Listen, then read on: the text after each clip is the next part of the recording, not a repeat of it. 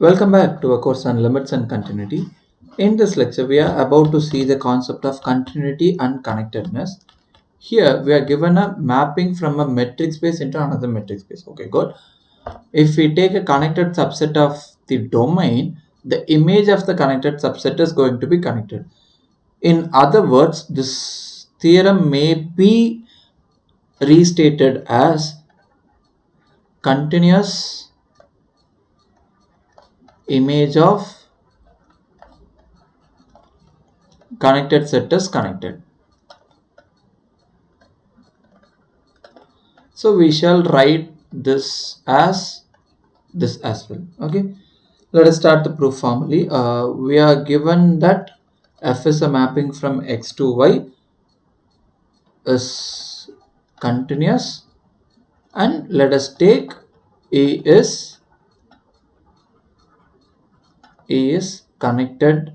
Okay, E is a connected subset of x, right? We have to prove f of E is connected.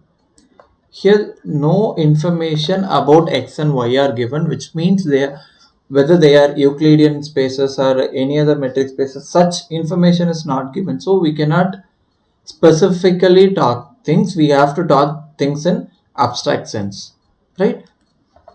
Hence we will proceed the theorem with contrapositive approach. Let us suppose f of E is not connected. So we are saying this f of E is not connected means then this f of E may be written as A union B, where A and B are non-empty separated sets. These are separated sets in the metric space Y.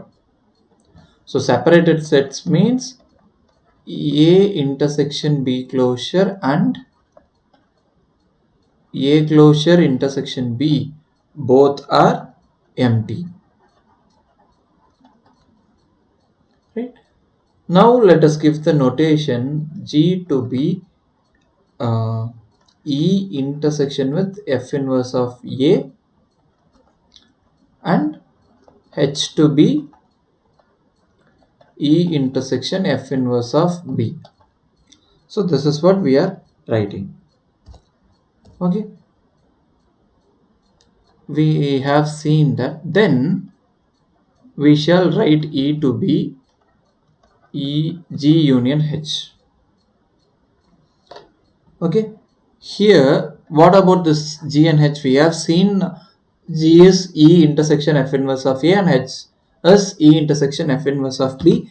Can these sets be empty? No, not at all possible, because A and B are some non-empty. They are non-empty sets in Y. So this G and H cannot be empty, right? So just a minute. Where this G and H are non-empty.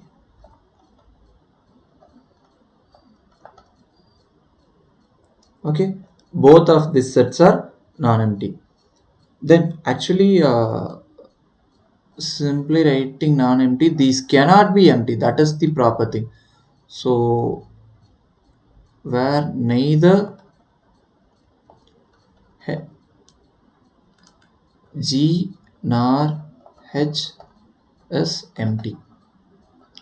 If we are saying this cannot be empty, let us see what happens when these things are empty, right? Suppose G is empty, E intersection F inverse of A is empty, E is some connected set, right?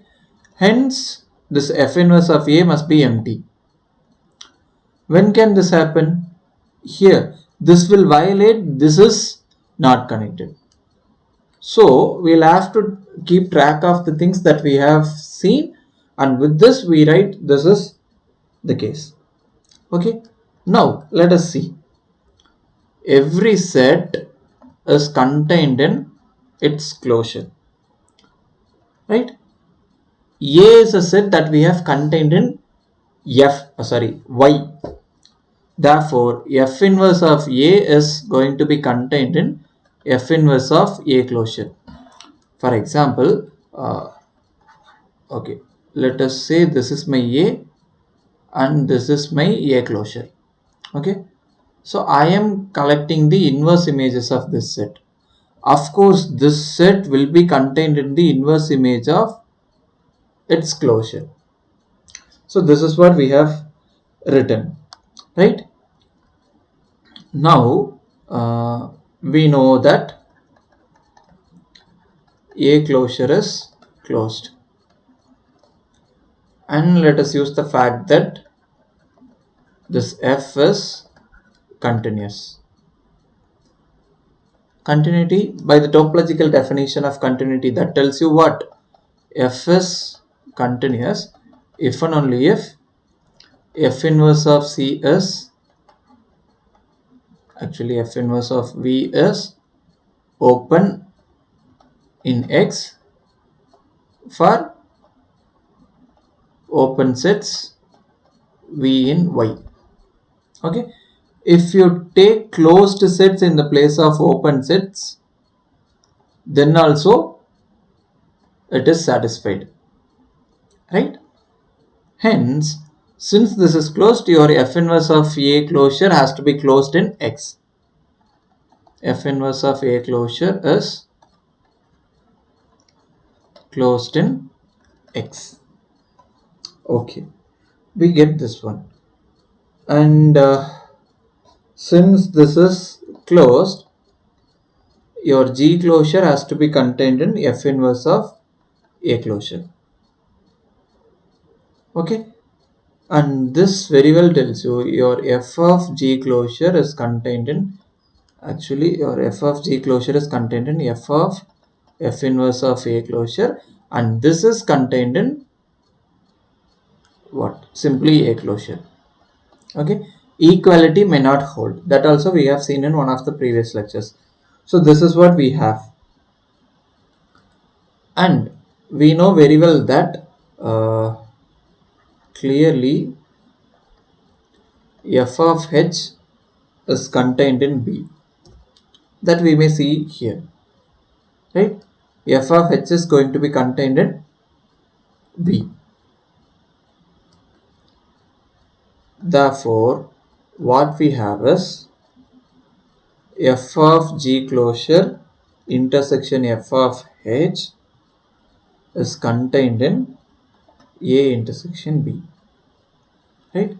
And this one we may write it as F of G closure intersection H is contained in A closure intersection B, and this is going to be an empty set, that we have seen.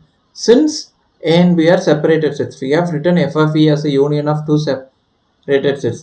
This is going to be empty. This one, if image set of something is empty, this forces that G closure intersection H is empty. Suppose if it is not empty, then the mapping is not well defined. This violates the well definition of a mapping. That is why we get this to be empty. In a similar way, we can prove that G intersection H closure is empty. Therefore, E is not connected. This is what we are getting. We are able to write E as a union of two non-empty separated sets. We get E is not connected. This is a contradiction, right? So let me write here itself, which is a contradiction.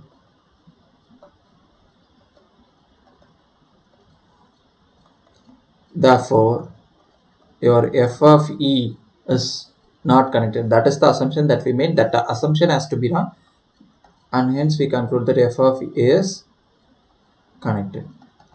This completes the proof. Okay. The next theorem that we are going to see is about the continuous function on a real line. This theorem is called as intermediate value theorem.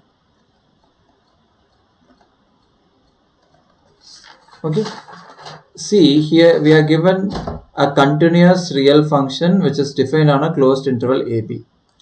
Suppose this is the case, and we can find some number between f of a and f of b, then we are able to identify some point between a and b such that these things happen.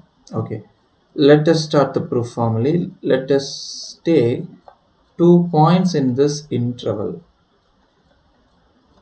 Okay, since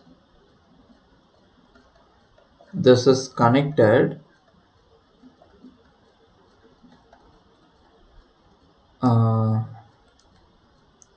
for every z satisfying x less than z less than y is also in this one. So this is what we have seen in the course of basic topology, right? And we know that continuous